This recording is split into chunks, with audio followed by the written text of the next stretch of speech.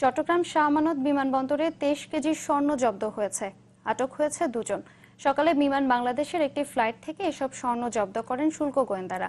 ভোরের যাত্রী নিয়ে ফ্লাইটটি আসে সংযুক্ত আরব আমিরাতের আবুধাবি থেকে। এরপর নিয়ম অনুযায়ী ফ্লাইটটিতে তল্লাশি চালানো হয়। এক পর্যায়ে একটি টয়লেটে বিশেষ কায়দায় লুকানো অবস্থায় 200টি স্বর্ণের বার পাওয়া যায়, যার দাম 10 কোটি টাকার বেশি বলে জানিয়েছেন শুল্ক গোয়েন্দা কর্মকর্তারা। আটক দুজনের একজন পরিচ্ছন্নতা কর্মী, আরেকজন টেকনিশিয়ান।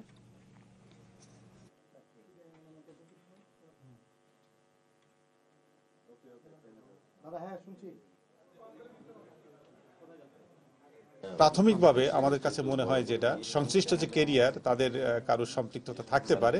এই জন্য তাদের যে সুইপার এবং ক্লিনার তাদেরকে আমরা জিজ্ঞাসাবাদ করছি, দেখে আমরা তথ্য সংগ্রহের চেষ্টা করছি। পরবর্তীতে যখন আমরা তদন্ত করব, জিজ্ঞাসাবাদ করব, বিভিন্ন জায়গা থেকে তথ্য সংগ্রহ করব, তখন এগুলো আমরা উদ্ঘাটন করার চেষ্টা করব।